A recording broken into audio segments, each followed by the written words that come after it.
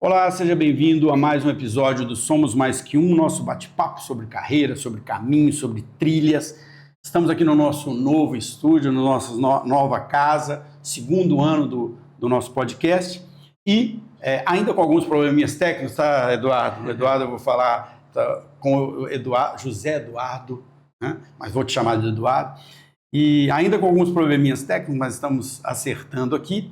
E sempre, né, o objetivo do Somos Mais Que Um é sempre conversar com profissionais de mais variados carreiras, experiências, vivências, né, momentos diferentes de carreira. Então agora vamos falar aqui com uma pessoa bastante experiente, que atua numa área muito desafiadora, né, que é a área comercial. Sim. Eu também sou da área comercial, depois eu conto minha história para você. E Eduardo, ou José Eduardo, mas eu vou te chamar de Eduardo, que é mais fácil. Eu queria primeiro que você contasse a história. Quem que é o José Eduardo? Como é que ele chegou aqui? Qual foi o primeiro emprego dele? Vou começar desde o início. Nós vamos ficar uma hora só falando disso. Mas resumidamente assim, comecei bem novo, né? Comecei, acho que com 15 anos, mais ou menos, a trabalhar. Uhum. Eu sou de Sorocaba, São Paulo ali, perto de São Paulo. Uhum. Aí meu pai era representante comercial também. Já veio de família, né? né? De família, né? Tá no sangue. Aí ele veio para Ribeirão Preto, ele trabalhava com representação de pastilhas, aquelas pastilhinhas que vai no revestimento de prédio, antigamente ali, né? Que eles usavam bastante. E uma fábrica de vinhedo, Jatobá, ele veio para cá, a gente veio junto, eu tinha uns 17 para 18 anos aqui. Então você já é Ribeirão Pretano agora, né? Agora eu já sou, né? Já faz um tempinho. E aí, depois do estudo ali, já comecei... Antes eu trabalhava já, né? Trabalhava, estudava à noite, e aqui em Ribeirão Preto também comecei a trabalhar numa empresa que era office boy ali, mas era uma empresa de engenharia. Estava cursando um curso técnico ali no Moura Lacerda, aqui de Ribeirão Preto, na área de arquitetura ali também, né? Que eu gostava. E fiquei até um bom tempo lá, acho que 1 ano e meio, 2 anos ali, trabalhando com office, trabalhando bem coisas de engenharia para eles ali, levava planta para aprovar na prefeitura e tal. Essa profissão office boy mostra um pouco a idade da gente, né? Todo mundo a gente da nossa geração, acho que todos nós começamos a trabalhar como office boy, né, cara? Verdade. Era o primeiro emprego de todo mundo, né? Quem quer arregaçar muito, vai embora. Aí depois eu entrei num banco, que era o Banco Noroeste, aqui em Ribeirão Preto, né? Depois ele foi comprado pelo Santander, mas fiquei um bom tempo lá, comecei desde auxiliar ali de agência também, subi bem ali, fiquei acho que uns 7, 8 anos ali trabalhando ali dentro também, na agência bem no centro ali, perto do Pinguim ali. Sim. E aí cheguei até gerente administrativo da agência. Aí passei por diversas sessões ali, tesouraria, caixa, bastante funções ali dentro, que foi uma escola para mim, né? E banco é outra coisa, né, cara? Desculpa, eu vou cortando aqui, a gente vai batendo papo. Hoje quase não existe essa carreira mais, né? Os bancos ficaram todos automatizados. Digital, você vai numa agência de banco, hoje não tem caixa mais. Verdade. E era um grande empregador os bancos, né? Sim. Existem muitas pessoas da nossa geração assim, que os seus primeiros empregos foram em banco. Sim. E era algo que se aprendia muito, porque o banco sempre foi muito organizado, né? Sim. E hoje, se você falar hoje de banco, né? Era um bancário. Se você explicar hoje para os jovens hoje assim, mas o que você fazia lá dentro? Você trocava cheque no Banco Central. Como assim? Eu levava o cheque, o outro cara do outro banco o que é o cheque primeiro, né? Daí eu fiquei bastante tempo lá, o cara, um dos supervisores lá de São Paulo, me chamou para ir assumir uma agência lá em São José dos Campos. Aí conversei com a minha família, e aí eu tenho, né, um cunhado meu que é um empresário aqui de Ribeirão Preto também. Ele falou, não, cara, não vai não, fica aqui comigo, eu tô precisando e tal. E eu larguei o banco e fui para a área comercial. Ali eu fui para a área comercial realmente mesmo, né? Fui cuidar de uma loja para ele, que ele estava saindo de um lugar aqui de Ribeirão Preto e ir para um atacado, que ele estava crescendo. Eu fui cuidar de uma loja física. Trabalhei um tempo lá com ele, um ano e pouco lá, e vi que aquilo ali estava meio preso para mim, na hora que você começa a trabalhar na área comercial assim. Aí queria ser um representante comercial dele, né? Já visualizei o atendimento de cliente, visualizei um ganho maior ali dentro, né? O comercial tem essa vantagem, em geral, né? Ele remunera melhor, né? Ele remunera melhor e te dá uma liberdade diferente também de trabalho, né? E aí eu fui para a área comercial ali dentro, como representante comercial dele, trabalhei acho que uns 4, 5 anos ali para ele. E aí apareceu uma oportunidade para mim entrar como gestor da PepsiCo. Antes não era nem PepsiCo, né? PepsiCo é Pepsi Companhia. Companhia, né? é uma chips, né? É uma chips, entrei na uma chips. E fui trabalhar com salgadinho. E aí um ramo completamente diferente. Outra escola, né? Outra escola, os caras lá, os vendedores trabalham a pronta entrega. Sim. Dentro do furgãozinho ali dentro. Eles mesmos carregam, eles mesmos descarregam, abastecem. Cara, eu na verdade atuo, né, dando consultoria em canais de distribuição. Eu trabalhei muitos anos na Ambev, na área comercial, fui vendedor também na Ambev. Depois saí, comecei a dar consultoria. E eu tive a oportunidade, durante um período, de dar uma consultoria para a PepsiCo na estruturação da rotina de vendas, na verdade, da rotina do supervisor.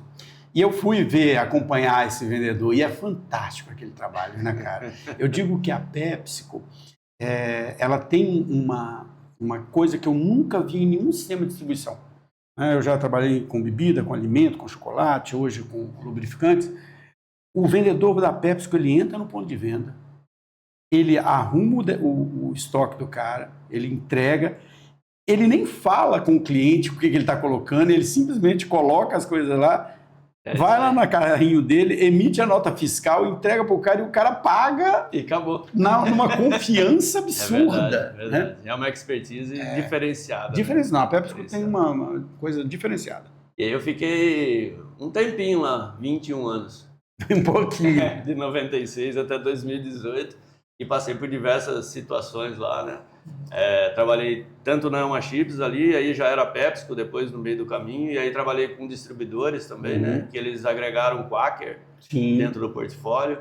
E aí tinha Sardinha Coqueiro, tinha Toddy, que era uma briga... Todinho e o Toddy mesmo, chocolatado, que era uma briga com a Nestlé, ferrenha, né, na rua. E aí trabalhei bastante com distribuição, né, com o distribuidor. Em 2018 encerrei meu ciclo lá e aí eu fui para o sonho. Que é o que eu falo, todo mundo passa por esse momento. Tem um sonho, né? E o meu sonho era ter um negócio próprio. Eu tive uma merceariazinha bem um tempo atrás, quando eu trabalhava ainda em banco, com a minha irmã lá no Conjunto dos Bancários, quando eu estava saindo ainda, ela é aqui em Ribeirão Preto, né? Desculpa. E aí, minha mãe mais que cuidava, eu trabalhava, minha irmã trabalhava, então não era um negócio nosso, assim, né? Aí eu resolvi, a hora que eu saí da PepsiCo mesmo, montar uma distribuidora. Legal. Só que a distribuidora eu não queria ter funcionário, era eu mesmo sozinho. Você com a sua expertise, né? Comprei um carro de venda, um palinho, comprei uma perua Kombi para distribuir, e eu mesmo comprava, eu mesmo vendia, e eu mesmo carregava, separava e depois entregava no outro dia. Trabalhei nesse esquema ali dentro 1 ano mais ou menos. Foi 2018 a 2019 ali, né? Veio a tal da pandemia. Eu acho que até antes disso eu tinha 2 opções ali do negócio. Ou eu mantinha, né? E eu colocava mais funcionário, porque ele estava crescendo, escalando. E aí eu tinha diversos riscos, né? Eu vou trabalhar com pessoas e aí eu tenho que... É difícil. É um pouco mais difícil. Ou eu vou para o mercado novamente, né? E aí eu tinha algumas ofertas ali de emprego novamente, né? Como CLT, e aí eu fui para o mercado novamente. Para quem eu fui? Fui para meu cunhado novamente, lá, que era o comercial, que fez uma proposta legal. Ele estava desenvolvendo o mercado ali, né? Abrindo outras lojas de varejo.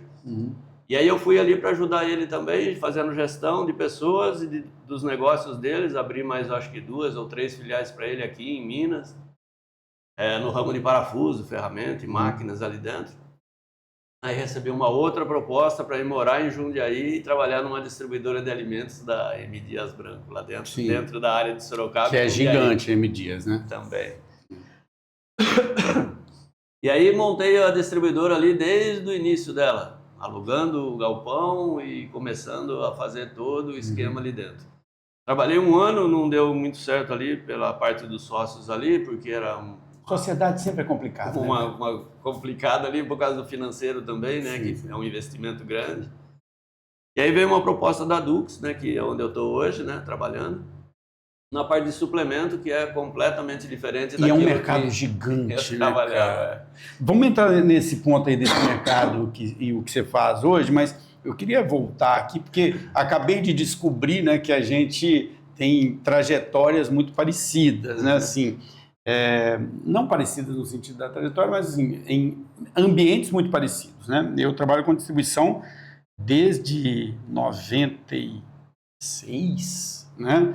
Entrei na Brahma, na época, como repositor de supermercado, depois fui vendedor, fui supervisor de vendas, fui gerente de vendas, gerente comercial, e depois acabei saindo por volta de 2009, 10 por ali, eu saí e fui e abri uma consultoria disso, né? E trabalhei com a Pepsi por um tempo, fazendo processo de venda, né? Porque a gente que é vendedor, a gente aprende um pouquinho de cada coisa. Um pouquinho de cada coisa. Sim. Gestão de pessoas. E agora eu já estou há mais de uma década dando consultoria também para distribuição, mas num mercado completamente diferente, que é o mercado de lubrificantes e filtros. Mas é interessante falar com alguém que entende de distribuição, porque as pessoas, quando ela vai na loja, compra um produto, ela não tem noção do que é tudo ali por trás, né? Tudo ali por trás, né? O que é, por exemplo, pegar um produto, quando ele compra o salgadinho lá na padaria, ele não entende toda a estrutura que tem por trás, comercial, logística, né? Industrial. Muitas vezes, os distribuidores ainda são vistos como atravessadores. Ah, tem esse cara que é um atravessador. Não, né? Ninguém faz esse trabalho que você faz de ir lá, bater na porta do cara, vender, entregar, né? É difícil. Queria que você contasse um pouco dessa sua experiência com a distribuição, o que você vê que mudou nos últimos anos, você que agora está num mercado diferente, como que você vê a evolução? Porque a gente vê muito e-commerce, falando de e-commerce hoje, mas a distribuição, principalmente num país como o Brasil, né, ela tem um espaço muito grande. São coisas que eu vejo assim bem distintas, né, mas que completam o que a gente chama de go-to-market ali, como você chega para o cliente ou para o consumidor ali, né? A Elma Chips ali tem uma expertise, igual a gente estava conversando, de distribuição ali muito forte. Então essa experiência minha trouxe uma bagagem muito forte. Hoje eu estou num ramo completamente diferente, que é o digital, né? Então eu trabalho com e-commerce hoje, né? Trabalho com grandes players e que compram o suplementação e revendem isso dentro dos marketplaces maiores ali dentro. Hoje vocês têm a distribuição só digital ou você tem ela física também? Tenho ela física e tenho ela digital também, né? E assim, eles estão abrindo o leque dentro de um ramo alimentar, dentro de um farma, dentro de distribuidores que tem muitos pontos de vendas que a gente não chega. Então, por exemplo... Isso é que é o distribuidor, né? O distribuidor a capacidade que ele tem é de chegar em lugares que você não chega. É o complementar. Porque isso é uma coisa, né, Eduardo, você tem essa experiência também, assim, muitas vezes a gente acha que, aqui em Ribeirão Preto, Jundiaí, onde você está, é fácil, né? Estrada boa, tudo tranquilo. Mas o Brasil é gigante, né, cara? Fazer um produto chegar, fazer o salgadinho, fazer o suplemento chegar lá no Acre, que ele tem que chegar, lá no Mato Grosso do Sul, é muito complexo. Se você não tem um sistema de distribuição bem estabelecido, você não chega, né? É verdade. E tem muitas indústrias que nem chegam mesmo, porque às vezes não compensa financeiramente o que ela vai gastar versus do que ela vai vender. Mas assim, entendendo dentro do contexto ali dentro de distribuição, acredito que hoje o digital ele não vai suprir o físico, porque existem diversos, acho que, segmentos para você estar equilibrando as duas partes ali dentro, né? Se a gente falar hoje só de suplementação, o digital tem 80% do mercado. Mas se você falar hoje de um salgadinho, por exemplo, ele é o contrário. Né? Então, depende muito do produto, você tem toda a razão. Depende muito do produto. Porque um produto de compra mais por impulso, como salgadinho, você tem que estar presente no ponto de venda. É isso aí. Num lugar que te chame a atenção, que tem um preço acessível, que tem uma... Mas esse mercado de suplementação, ele também tem um varejo físico forte, não tem? Eu vejo muito essas lojas de suplemento, ele presente às vezes em supermercados também, em outros mercados. Existe um varejo físico forte também nesse mercado? É que hoje, se você olhar financeiramente ali a participação disso, né? Claro que o digital ele tem uma vantagem bem maior do que o físico. O custo do digital é muito menor do que o custo de distribuição, né? Também. Porque Mas é aquela história que você falou da sua experiência com a sua distribuidora. Você tem que ter estoque, você tem que ter um vendedor visitando, você tem que ter um carro entregando no outro dia, né? E é uma demanda grande, né? É uma demanda grande. E a mesma coisa no digital também. Hoje você vende, não sei se... Mas você tem 7 dias ali dentro, né? O consumidor que ele pode até devolver aquela mercadoria se ele recusar, não quiser mesmo a mercadoria, né? E aí tem que ter todo um backup ali dentro, uma estrutura para receber aquela devolução, tratar aquilo, revender novamente. Então, eu costumo dizer que o digital, na verdade, ele é muito mais logística do que comercial, né? Porque o comercial dele, basicamente, você tem lá o seu site, tem lá, né, uma vitrine virtual. Mas a logística por trás é complicadíssima. É verdade, é verdade. Principalmente com esse conceito da devolução que você falou, né? Mas tem diversas situações, né? Hoje, por exemplo, dentro do digital, é um universo que eu também deslumbrei ali. E estou deslumbrando, aprendendo, né? Cada dia também, né? Eu trouxe na quinta-feira aqui um rapaz que é desse mercado de e-commerce. Ele tem uma consultoria que constrói e-commerce para empresas. Ele é da Associação Brasileira de E-commerce, e ele estava falando exatamente isso, né? A gente acha que e-commerce é uma coisa só. Não, é um mundo de coisas diferentes, né? E no seu mercado, no mercado que você está hoje, tem uma influência muito grande dos digitais influencers, né? É um mercado que o influencer é muito forte. Muito forte, né? Tanto isso, né, quanto ads, hoje as propagandas que tem, que chamam a atenção daquele consumidor que está acessando o site. A briga pelo buy box, que a gente chama, que é a primeira página ali dentro, onde você acessa ali o marketplace ali dentro, a primeira que vem para você ali dentro, é o que dificilmente você vai chegar na página 3, né? Imagina na 16, né? Exatamente. É mais ou menos isso a briga. Mas todo esse segmento, seja o físico, seja o digital, sempre tem que ter a relação humana, né? Que eu acho que é válido para qualquer negócio e muito importante. Né? Eu acho que essa hoje, Eduardo, na minha atuação como consultor hoje, é a grande discussão que está sendo feita, né? Assim, nós somos mais ou menos da mesma geração, a gente e passou por experiências diferentes, nós passamos por muitos mundos, né? Sim. A gente foi vendedor numa época que não tinha celular, né? É verdade. Pelo que você falou aí, nós somos vendedor numa época que você ia visitar cliente e tinha um recadinho no final do dia para você ligar para o cara. Passamos pelo celular, passamos pelo tablet, passamos, né, pela mudança da tecnologia, passamos pelo surgimento do e-commerce, passamos agora pelo surgimento da IA também, né, que tem um impacto muito grande. E lá na empresa na qual eu dou consultoria, a gente está implementando uma IA para o vendedor. E o vendedor está naquela grande pergunta que a gente sempre fez a vida inteira. Vou ser substituído? Né? Vou perder meu emprego? Né? Sempre, né? E sempre. E eu sempre falo isso com eles lá. Bicho, independente da tecnologia. A gente trabalhava sem celular, depois passamos a trabalhar com celular, depois passamos a trabalhar com site, depois trabalhando com e-commerce. Independente da tecnologia.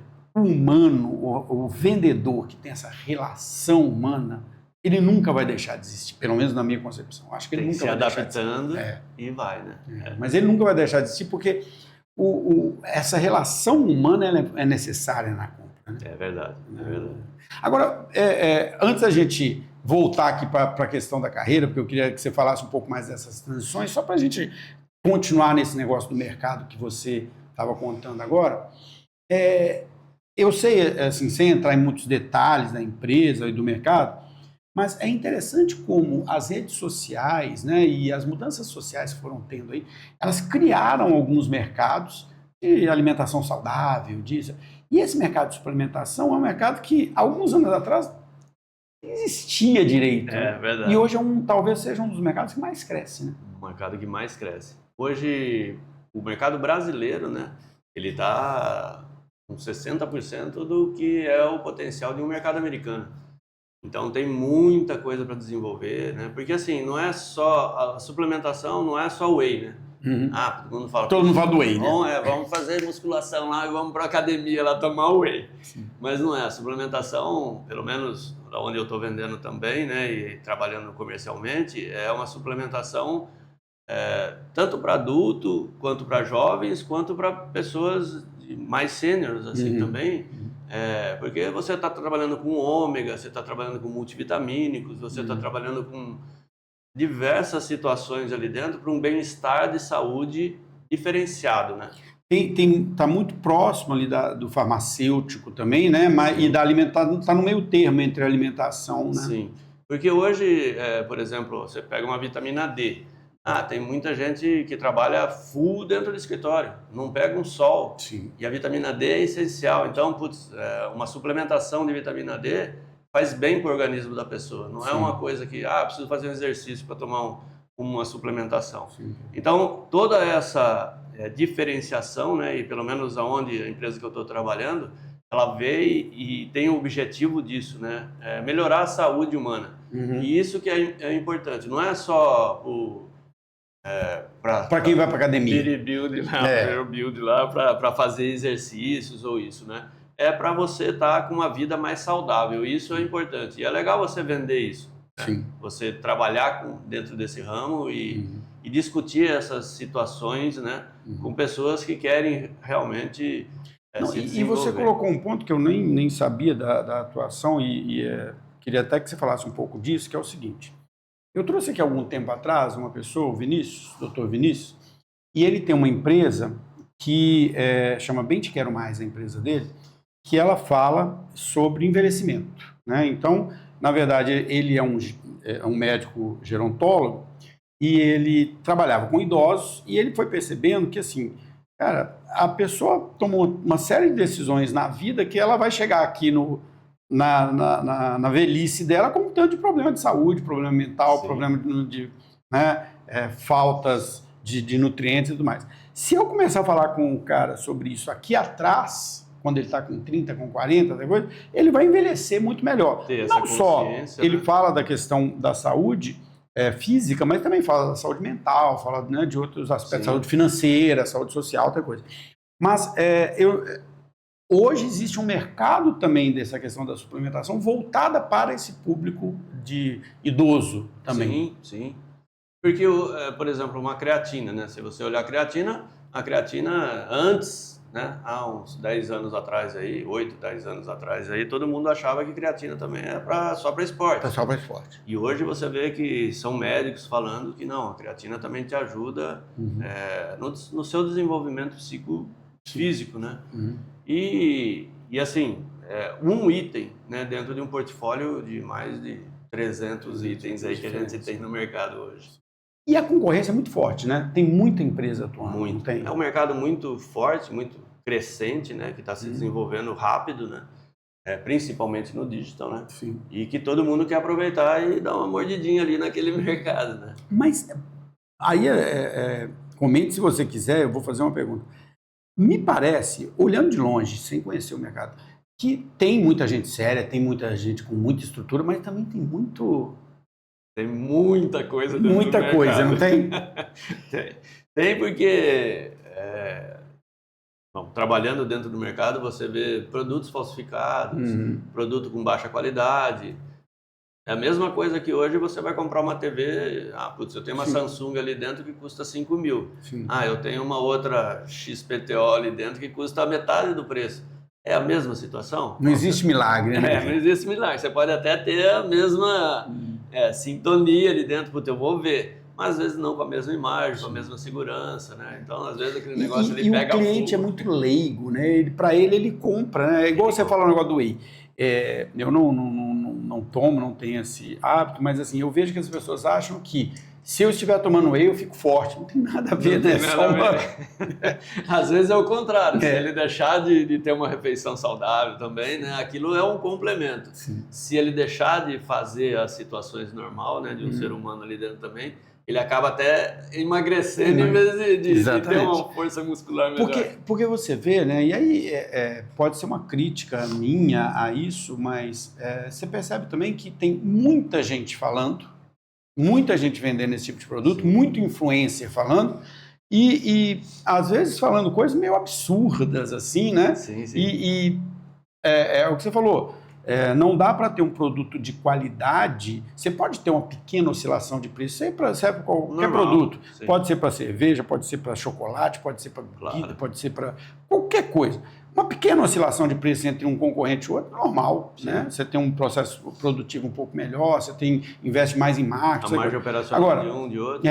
Agora, você tem um produto que custa metade, não tem como ter a qualidade. É difícil de explicar, né? E é um mercado que exatamente ele cresce numa mudança social também, né?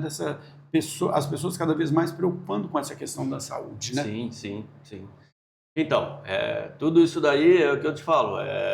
Para mim aqui, né, é uma experiência diferente, que você aprende todo dia. Sim. Eu, pelo menos, sou bastante curioso, gosto de entender o mercado onde eu estou, justamente para a gente ter uma conversa mais sadia, uma conversa mais agradável, seja com o cliente, porque nós somos comerciais, né, e aí precisa entender os dois lados da situação. E na venda, né, eu falo muito disso, você tem que ter a equiparação ali dentro junto com o seu cliente, para entender o lado dele também e mostrar aquilo que a gente precisa e ter um casamento ali a gente bem legal. Já até anda um pouco mais para outro ponto que eu quero discutir com você, que é a questão da carreira, que é a seguinte, né? Eu falo sempre com vendedores. O vendedor ele precisa entender profundamente do produto dele, ele tem que entender do produto do concorrente dele, porque o vendedor que fala, não, o meu é bom, do concorrente é ruim, está mentindo, porque se o concorrente está no mercado, alguma coisa boa ele tem.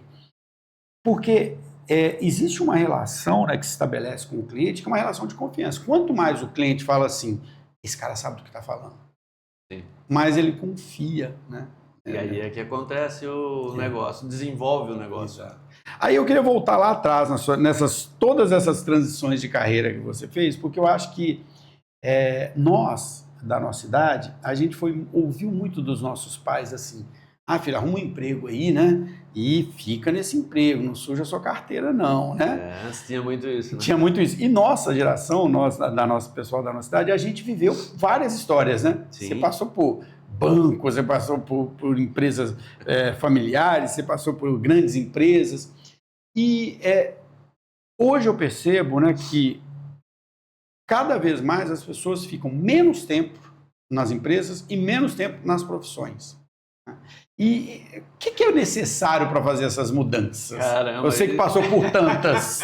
Aí você tocou num ponto que a hora que eu vou discutir num churrasco com meus sobrinhos, com meu filho ali, aí fica complicado o churrasco. Exatamente. Não é. Eu acho que é bastante assim, a mentalidade, né? É diferente? Eu acho que não. Eu acho que, na minha opinião, não é que muda a geração, muda, ou mudança meus pais tem, eram né? assim. Mudança tem, mas eu acho que é mais da pessoa entender o que ela quer. Então, por exemplo, você perguntou da minha situação hoje profissional, eu acho que está embasada ou vinculada especificamente na minha família. Então, desde novo, eu casei novo, com 21 anos, né? E desde que eu casei, eu tenho aquela responsabilidade comigo ali dentro que eu tenho que suprir a minha família, desenvolver os meus filhos. Mas como desenvolver? Cada um tem a sua particularidade, cada um é de um jeito, né? Eu entendo dessa forma. Cada um é diferente. Cada um diferente. E aí não é direcionar ele para meus filhos para um caminho, mas dar o suporte necessário para que ele se desenvolva. E o que eu vejo hoje assim nos jovens é que ele tem pouca singularidade ali dentro, ele tem pouca união entre o objetivo dele de vida e familiar. Então eu vejo assim muitas pessoas entrando dentro do emprego e não, isso daqui está me pagando pouco, eu saio e vou para outro. Mas eu sempre falo, eu gostei quando você falou que assim, a gente não pode falar que é só geração ou idade. Eu acho que é mais a questão que você falou de família. Na hora que são ciclos de vida, né? Você é solteiro, mora com seus pais, você pode tomar a decisão de sair de um emprego e para o outro. Mas na hora que você assume um boleto para pagar, aí já é diferente. Tem uma família, seu filho nasce, a gente sabe disso. Uma coisa é você casar, às vezes sua esposa trabalha também, tem coisa que você divide. Mas na hora que o filho nasce, a responsabilidade é outra. Pesa, né? Pesa, diferente. Mas assim, essas mudanças, elas exigem muita gente também, né? Muito. Você começar do zero. Então, Você começou do zero várias vezes. muitas vezes. Quando eu saí do banco e fui para a área comercial, como eu falei ali, eu comecei numa loja física, né? E depois estava meio travado ali dentro e fui para uma área externa. E aí, como não tinha o celular, igual a gente conversou, eu viajava na região, ia até Novo Horizonte, Borborema, lá daqui uns 150, 200 quilômetros de Ribeirão, e ficava a semana inteira fora, Sim. trabalhando, né? Não Sim. voltava para cá e olhava meus filhos, como que tá, minha esposa, como que tá. Então você tinha uma relação de confiança e de desenvolvimento que os dois se apoiavam ali dentro. Uma cuidava do lar, das coisas que tinham Da ali educação dentro, dos da filhos. educação dos filhos, e o outro ia para suprir as necessidades. Sim. E a hora que chegava no final de semana, aí sim que tem que ter aquele equilíbrio. Putz, Sim. parei, agora eu vou com a minha família, vou curtir, vou me desenvolver, vou dar atenção. Mas na época não tinha nem celular para você conversar no dia a dia.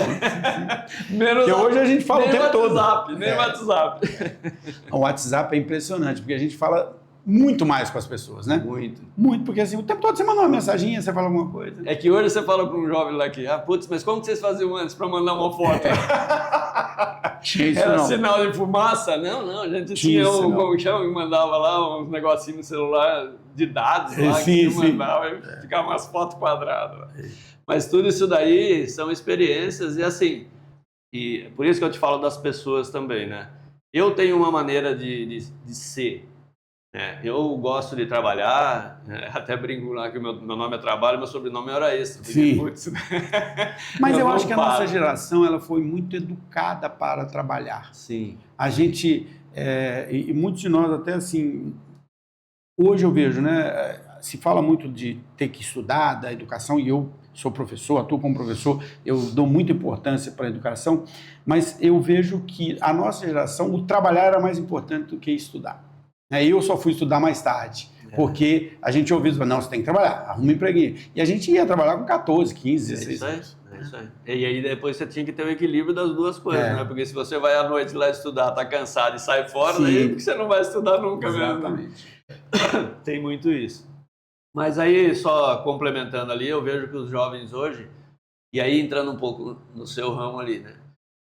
Faculdade. Sim, faculdade. Eu vejo assim que tem uma dificuldade ou uma deficiência muito grande de aplicação nas faculdades do dia a dia. Perfeito. Então, isso que nós estamos conversando aqui,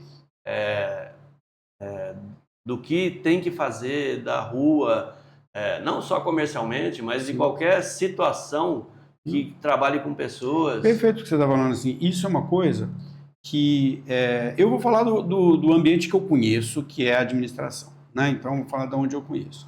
Mas eu já ouvi isso de medicina, de direito, de outras coisas. Sim.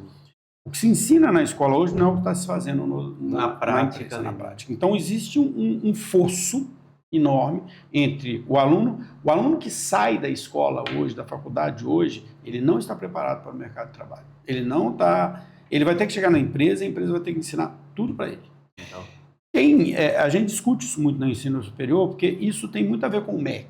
O MEC exige uma série de coisas que a gente não queria estar fazendo isso, a gente queria estar fazendo outra coisa, mas eu tenho que fazer. Você quer dar um exemplo que eu te dou disso, Eduardo?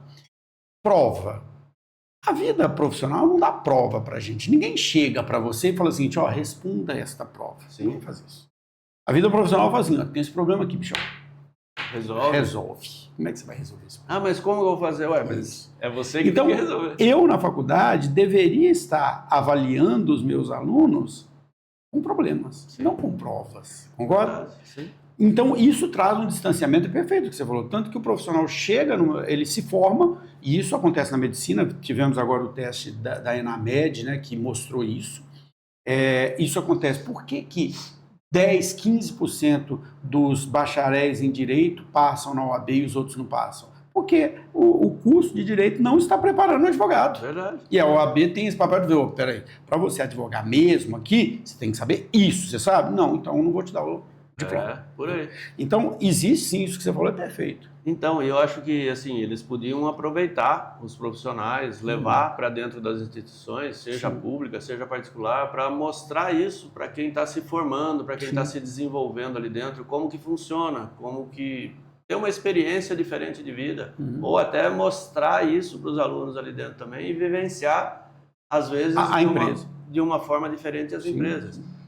Hoje eu vejo muito o MBA fazer isso, né? Sim. Mas teria que estar embutido Dentro da graduação. Você vê, eu vou dar um exemplo que eu vivo todos os semestres. Uma das disciplinas que eu leciono é canais de distribuição, exatamente canais. Eu trabalhei a vida inteira com isso. Então, Tenho que mexer com isso. Tem que mexer com isso. É uma das disciplinas que eu leciono. Até estava dando essa aula 2 dias atrás. E quando a gente fala de canais de distribuição, a grande maioria das pessoas não sabe o que é. Sim. A grande maioria das pessoas está acostumada a ir na loja e comprar o produto, achar que aquele produto brotou ali dentro. Né? É verdade. Né? E não tem noção. Então, uma das coisas que eu sempre tento fazer com os alunos é levá-los numa distribuidora, num atacadista, né? Numa indústria, na área de logística de uma empresa, para mostrar, olha, para aquele produto chegar lá, você precisa de tudo isso aqui. E mostrar o ponto a ponto até chegar tá vendo lá, o vendedor? né? O vendedor foi lá, fez a visita, ele tirou o pedido. Sim. Isso passou pelo financeiro, o financeiro aprovou, aí isso veio aqui para o depósito. Tá vendo esse carinha aqui? Ele vai lá naquele corredor, lá no fundo, ele vai pegar esse produto, ele vai colocar numa caixa. Eu tenho que embalar essa caixa, eu tenho que fazer a roteirização do na carro. estrada depois. Eu tenho que ir na estrada depois. Quebrou o caminhão, o que eu faço com a carga? Exatamente. E é muito comum, né, quando eu levo os alunos nesse tipo de coisa, eles falam assim, cara, eu nunca imaginei isso. Então, é isso que a escola devia estar fazendo, né? Sim, levar realmente as pessoas. E mostrar todo o contexto, né? Porque a gente está falando de uma distribuição aqui, né? Simplificadamente, né? Daqui do Brasil. Mas imagina hoje você importar um produto, como que chega, como que você confere, como que você distribui. Ele entra nos aplicativos, compra um produto na China e acha que chegou. E aí? De Uber. Esse produto saiu, foi colocado num caminhão, foi colocado num trem, foi colocado num navio, chegou numa E aí o cara olha assim aduana. e fala assim, putz, demorou. E eu acho que isso, você tem toda a razão, cara. E aí tem uma outra questão, voltando para o nosso assunto das mudanças de carreira, né, de como a gente passa por essas transições de carreira. Ninguém prepara a gente para isso, né? Quando você saiu do banco e foi para vendas, quando você saiu da venda de um determinado produto e foi, por exemplo, para a PepsiCo, quando você saiu da PepsiCo, abriu o seu negócio e agora, né? Você tem que, às vezes, aprender tudo de novo, porque pode parecer que é tudo igual, mas tem muita diferença. Tem hora que você para, você quer chorar. Fala, caramba, o que eu estou fazendo errado aqui que eu não consigo ir para frente? Pô, mas tem tudo isso. Porque cada negócio é um negócio, né? As relações são diferentes, o tipo de cliente é diferente, né? Sim. Você comentou um pouco da distribuição da PepsiCo, né? Ela é uma distribuição muito bem estruturada, mas, por exemplo, nessa empresa que você está agora, é um negócio que está sendo criado, né? Sim. Mas mesmo na PepsiCo, por exemplo, eu trabalhava tanto com um cliente de baixo potencial, que a gente chamava de barzinho, merceariazinha, que compra ali, às vezes, R$10, R$20 para ter o salgadinho ali dentro. Ele tem aquela estantezinha. Até uma grande rede, uma americana que a gente atendia, né? Então, você tem negociações completamente diferentes também. Então, por isso que, na hora, quando eu fui para a área comercial, para mim, tirou um véu, assim, um deslumbramento que eu gostei, entrou na veia aqui dentro e não saiu mais, né? Esse é o problema da área comercial, né? Ela é... A hora que você gosta... E tem gente que não gosta. Tem gente que não gosta. Tem gente que tenta entrar e sai. O que é isso? Que problema nunca para mim isso. Como que você lida com todos esses problemas ao mesmo tempo? Você tem que Mas ela é muito... você contou aqui a sua história de viajar, ficar a semana inteira fora, isso é muito comum em área comercial. Ela é uma área também muito cansativa, né? Chega um momento que a gente meio que cansa desse cotidiano. Né? Você tem que ter uma determinação daquilo que você quer muito forte, muito forte. Então, eu, pelo menos, sou bem prático, né? E gosto das coisas bem certas, assim, né? E... Putz, enquanto não tiver certo ali dentro, eu vou bater na cabeça até acertar e entender o porquê que não está certo para deixar o negócio legal, correndo bem. Agora me fala dessa transição do negócio para o e-commerce, né? E você agora está vivendo essa coisa. Você que é um vendedor tradicional, né? Que veio da história de vendas, que sabe visitar um cliente, fazer o pedido no talão, ficar com o dedo até roxo. Como que é? Eu nunca tive essa experiência de lidar com e-commerce como comercial, né? Como que é essa experiência? Ela é muito diferente, você está tendo que aprender. O que você teve que aprender para lidar com isso? Ó, eu posso, assim, né, simplificar que comercialmente ali na área física, você vai ter mais o relacionamento ali dentro, né? E na área digital, o seu relacionamento é escasso. Você não tem muito relacionamento ali dentro com o seu cliente. O que o comercial faz? Assim, porque eu entendo que tem ali um trabalho da tecnologia, tem um trabalho, né, da logística. Como que é a atuação do comercial nesse Seja com contexto? grandes players, ou seja com aquele pequenininho barzinho que eu falei que eu trabalhava na DTS, o que movimenta? Pessoas. Então, o comercial faz a pessoa movimentar o e-commerce. Sim. Então, por exemplo, eu vou atender um grande player, sei lá, vocês podem falar aqui, Pode. mas, por exemplo, uma Amazon, um Mercado Livre. Quem que é o Amazon? Quem que é o Mercado Tem uma Livre? pessoa lá É o atrás. CNPJ, mas tem as pessoas que vão tratar com você ali dentro. Elas vão movimentar a situação para você lá dentro. Igual eu falei você tem diversas situações de propaganda, de chamada ali do consumidor para dentro daquele marketplace. Pode ser com preço, pode ser com propaganda, pode ser com mídia, pode ser com diversas situações ali Influenciadores, dentro. né? Que hoje são importantes. Assim. Mas você tem diversas situações ali dentro que pessoas vão te ajudar a movimentar aquilo no digital. E no físico? No físico é você mesmo na frente do seu, ou se você é um gestor, do seu vendedor, levar para você aquela situação para o cliente. Sim. E vender aquilo que você está pensando para o seu cliente. Entendi. Então, eu vejo essa singularidade ali dentro das duas situações, comercialmente falando. Sim. Mas, para mim, por isso que eu te falo, é uma coisa mais fácil, porque a hora que você está... você já tem a base, né? Base como vendedor ali dentro, você se adapta. Sim. E aí você se desenvolve naquilo que você precisa. Tem uma linguagem completamente diferente. Hoje, o inglês entra no digital assim como água. Pelo que você está me explicando, e eu acho que é uma grande mudança mesmo, assim, eu já tive a oportunidade de atender grandes redes também. O nosso trabalho de vendas, ele meio, vou dizer que ele acabava, mas a parte importante dele era a negociação. Eu vendia para aquele cara e depois ia ser entregue, tem coisa, beleza, eu ia voltar lá para vender de novo. Sim. Pelo que você está me explicando, o que muda é que, além da venda, você tem todo um trabalho depois que precisa continuar sendo feito para que a venda se concretize, né? Na verdade, não adianta vender para a Amazon nem para o Mercado Livre. Ele que tem que vender. Ele que tem que vender.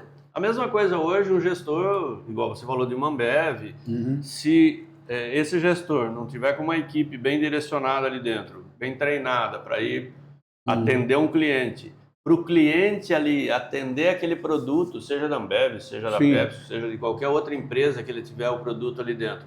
Mas quem que vai fazer aquele produto girar? É o consumidor.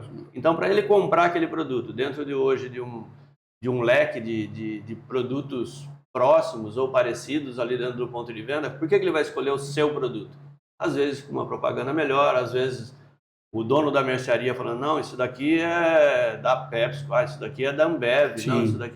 Então ele faz a propaganda ali de boca a boca, mas como que ele vai fazer isso? Com o relacionamento que ele tem aqui, com o vendedor, com confiança no gestor, e o gestor com confiança na empresa. Então toda essa cadeia, né, é o que o comercial desenvolve. Né? Você sabe que no que eu atuo hoje, né, que é o mercado de lubrificantes, por exemplo, trabalhei muito tempo com bebida, você trabalhou com alimento. O cliente, o consumidor final, ele chega num barzinho, num boteco, num restaurante, tem coisa, ele quer uma chips, ele quer a Ruffles, né? Sim. Ele quer a Coca-Cola, ele pede, né? Você pode até oferecer um outro, mas ele vai falar assim, não é esse que eu quero, não. Eu estou até disposto a pagar um pouquinho mais caro porque eu quero aquele ali. O mercado de lubrificantes ele é muito interessante nesse sentido, porque você não sabe que o óleo está dentro do seu carro. 90% das pessoas, 99% das pessoas só quer pôr óleo no carro, não quer saber que óleo que é. Compra pela marca, né? Exatamente. Então, é pequeno, mas a compra pela marca é até pequena, ela é a compra mais pelo modelo do carro, né? O modelo do carro é tal... Então, o papel do vendedor lá na ponta, que pode ser o frentista do posto, que pode ser o mecânico, que pode ser o trocador de óleo, ele é que indica para o cara a marca. Ele é que fala, não, compra dessa marca aqui, essa marca. Ó, eu vou colocar, esse aqui é um pouquinho mais caro, né? Então, trabalhar este cara que às vezes não é seu funcionário, ele é funcionário do seu cliente, né? Mas você tem que trabalhar muito ele para que ele saiba vender o seu produto. Para trabalhar o consumidor final ali dentro. Exatamente, né? E eu acho que, de certa forma, é um pouco do que você está falando com o e-commerce também, né? Você precisa ter a visão lá na ponta, lá dentro. Porque não adianta, né? Ah, putz, hoje eu vou vender para uma Amazon, vou vender dentro de um marketplace forte, igual o Mercado Livre e tal. Posso até colocar o meu produto lá dentro. Mas como que eu desenvolvo isso para chegar naquele consumidor que está olhando? Aí entra naquilo que eu te falei. Como que eu ganho a buy box ali dentro? Como é que eu apareço primeiro, né? Então, tudo isso daí vai do relacionamento, vai da sua estratégia. Então, dentro do digital, você tem que ter muita estratégia ali dentro para você ganhar, né? Para você ser rentável ali dentro. Sim. E você também desenvolver a sua plataforma, desenvolver o seu negócio dentro da plataforma ali dentro. Agora eu vou fazer uma pergunta meio polêmica, capciosa, porque eu tenho feito muito essa pergunta em outros contextos profissionais, que é a seguinte... E eu não quero julgar aqui geração, nem pessoas, nem nada disso. Mas existe um tipo de vendedor, como nós, foram aquelas pessoas que viveram a vida da rua, ainda um pouco sem muita estrutura, né, da gente ir na cara e na coragem, não ter ainda os sistemas de ERP, os sistemas de CRM. A gente é que controlava, sempre que falam de CRM para mim, eu falo assim, melhor CRM que tem é o seu caderno. Você coloca o nome dos seus clientes e tudo que você vendeu para ele, né? E isso ainda, vou te falar uma coisa, quando você sabe, quando eu vim para Ribeirão, eu tinha 17, 18 anos, sabe o que eu fui vender? Fui vender extintor de incêndio. Aí o cara falou, fui apertar a mão do cara lá que era o dono da empresa lá, ele falou assim, não cara, aperta que nem homem. Aí começou daí já, o meu aprendizado. Aí fui lá, fui vender, aonde eu fui vender? Eu ia lá de rua em rua lá para vender o extintor de incêndio. Tinha um prédio lá no final da Amador Bueno, lá em cima, lá um prédio redondo lá dentro, tava fazendo na época. Fui lá, conversei com o engenheiro, eu com 17 anos lá dentro, o cara, não, cara, põe aqui o preço para mim. A hora que eu levei isso daí para a empresa lá, o cara falou, não, deixa comigo que eu vou lá. Foi a primeira vez que me passaram para trás de vendas já. E aí, cara, isso é uma coisa que está acontecendo. No cotidiano, a gente tem discutido muito isso na empresa, que é assim, eu não sei se as pessoas não querem mais ser vendedoras, porque ser vendedor é difícil. Eu não sei se as pessoas desistem de ser vendedoras porque é difícil. Mas há uma dificuldade hoje cada vez maior em contratar vendedores, em achar vendedores, né, que têm essa capacidade. E minha pergunta é, como é que a gente faz para mostrar que essa profissão, né, os valores dessa profissão, como é que a gente desenvolver essa profissão? Então, hoje, por exemplo, dentro de uma faculdade, não do ensino médio, mas você tem um encaminhamento, mas ninguém hoje, pelo menos que eu entendo assim, você tem uma administração geral. Geral. Mas você vai entender a administração e o cara entra dentro de um curso de administração entendendo que, o cara tem que administrar o negócio dele ali dentro, mas não é o comercial. Hoje, você tem um MBA hoje, comercialmente falando ali, para você aprender mais focado. Mas no ensino universitário, eu não vejo hoje um ensino, por exemplo, comercial. Vem aqui você que tem você vai aprender. Marketing, você fala bastante, mas o comercial... Você tem um marketing, mas, com toda a estrutura... Marketing é outra coisa. Eu sou até formado em marketing, mas você tem toda uma estrutura organizacional que não é o comercial de venda mesmo. Você sabe que eu fiquei surpreso com isso? Eu também achava exatamente o que você falou, e eu fiquei surpreso a semana passada. Uma professora que é minha conhecida me chamou para dar uma palestra em uma escola técnica, na verdade é uma escola estadual que tem cursos técnicos, e eles têm um curso de técnico em vendas lá. Eu achei fantástico isso, que eu não sabia que existia. É ali no Ipiranga, ali uma escola que chama, não sei o que lá, Musa, eles têm um curso de técnico em vendas, no ensino médio. Eu achei fantástico, cara. Mas isso é governo? É escola estadual. Que bom. Técnico em vendas. Eu também fiquei surpreso. Então, acho que o caminho começa por aí, né? Aí você tem profissionais ali que você putz, beleza, ele não vai ter experiência de mercado, não vai ter, né, expertise ali dentro para atender uma negociação pesada, né? Mas você tem um caminho já para desenvolvimento. Pelo menos ele já entende o que é a venda, né? Hoje parece que assim, né? O vendedor, hoje, a hora que sai de uma escola, não tem nada que fazer, você vai ser vendedor. Putz, né? É uma coisa desagradável, né, pô? É engraçado, né, que a venda ela tem uma característica engraçada. É uma profissão que depois que a pessoa está bem estabelecida nela, as outras áreas até meio que invejam, falam, nossa, o vendedor ganha bem, o vendedor tem ou carro. Ou se você tem um cargo diferente, o cara é um gerente comercial, né, um CEO. Mas isso que você falou é a coisa que mais existe. Quantas vezes a gente faz recrutamento e seleção de vendedor, o cara chega lá, a pessoa chega lá, o candidato chega lá, e você fala assim, mas você gosta de vendas? Não, é porque não arrumei nada na minha área, eu quero ser vendedor. Alguma coisa. Como se fosse algo assim. Então, e aí é que eu falo... existe depois e assim, aquele negócio que eu te falei agora, você tem que aprender até a apertar a mão. Porque, putz, como que eu chego com uma postura, desanimada? Pô, desde aquele ensinamento eu tenho que chegar hoje de uma maneira que eu agrade aquele cliente, que eu motive ele a fazer alguma situação comigo. A gente sabe que vendedor não tem time de futebol, tem o time do cliente, né? O time que o cliente foi, eu sou também, né? Sim, mas até assim, né? Você tem que saber também se colocar, por exemplo, eu sou corintiano, eu tenho um monte de clientes palmeirenses e a briga é ferrenha. Mas o cara vive tirando sarro. Porque você já criou um relacionamento. O cara já dá uma segurada. Então você tem que ter esse equilíbrio. Você sabe aquele que você pode brincar e aquele que você fala, não, esse aqui se eu falar ele vai ficar bravo. E aonde você aprende isso hoje? É isso que eu te falo. Você pode aprender no dia a dia, mas levando bastante porrada. Para mim aí é que está um ponto central, que é o seguinte. Minha vida pessoal, profissional foi assim, acho que a sua foi assim também. A gente sempre aprendeu dando a cara a tapa. Sim, né? Sim. Se oferecendo para fazer algo que às vezes não era sua obrigação e você deu a cara a tapa, certo? E eu vejo hoje uma certa dificuldade das pessoas de querer se oferecer para fazer coisas diferentes, né? Os jovens de hoje, né? De querer se oferecer para... Quero dar a cara a tapa, eu quero aprender. É isso aí. Eduardo, nós estamos quase uma hora falando aqui já. Caramba, já? Passa rápido, né? E eu queria que você... Eu sempre gosto de fazer essa pergunta, principalmente para os profissionais mais experientes. Quando eu mais jovem, eu não faço essa pergunta, não. Você passou por um mundo aí, uma história, né? Eu gosto dos causos, a gente contou vários causos aqui.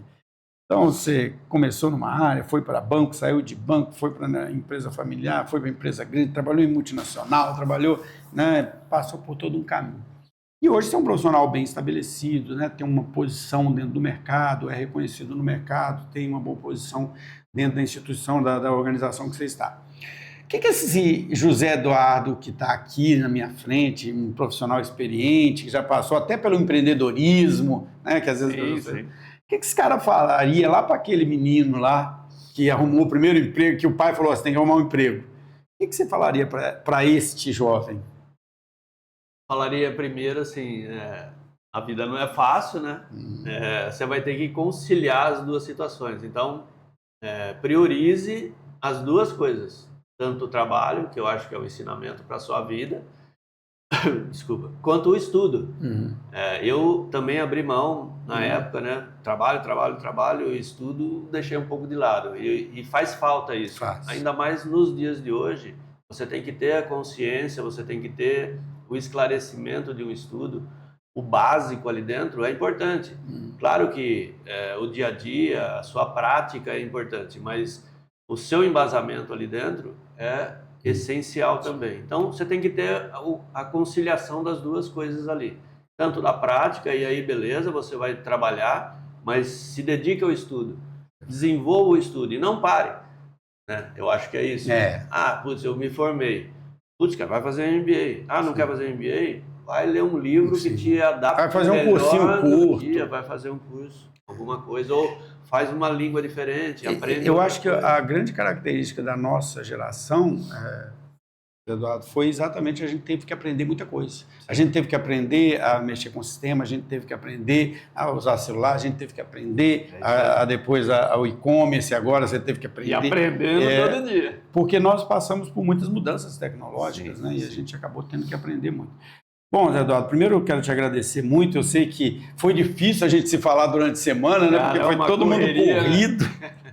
Você sabe que ontem, no final da manhã, eu falei, nossa, eu tô achando que eu vou levar um bolo amanhã, porque ele não me respondeu até agora. Mas não é, cara. Não, eu sabia que no final ia dar certo. E a gente acabou nem conversando antes, né? Mas você vê como o papo fluiu. Para mim foi muito prazeroso essa conversa, porque encontrar alguém que tem uma história, né?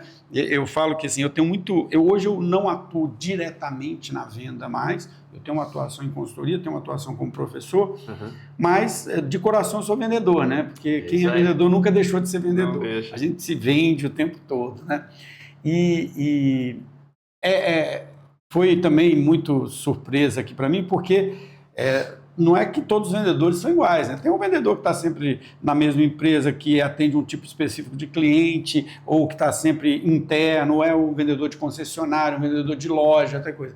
E essa experiência do vendedor de rua, que a gente sempre foi, é muito rara, né?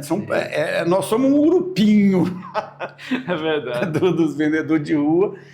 E que eu falo, é muito prazeroso, ganha-se muito dinheiro, mas se trabalha pra caramba, se pega muita chuva, se pega muito sol, se ouve muito não, né? Sim. Se atende muito cliente mal educado, que não quer conversar com você, né? Que não te responde, isso, aquilo, outro. Tem muito disso. Tem muito disso. Então, foi um grande prazer falar sobre isso.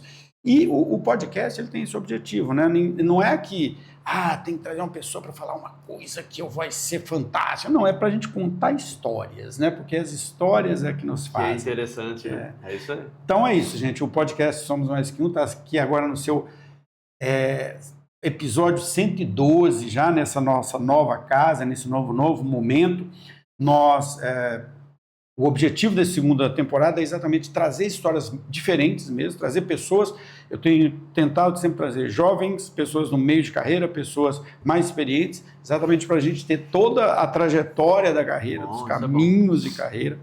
E foi um grande prazer falar com o Zé Eduardo, que é um cara que prazer o meu também. Compartilha comigo algumas histórias. E entender isso, né, gente?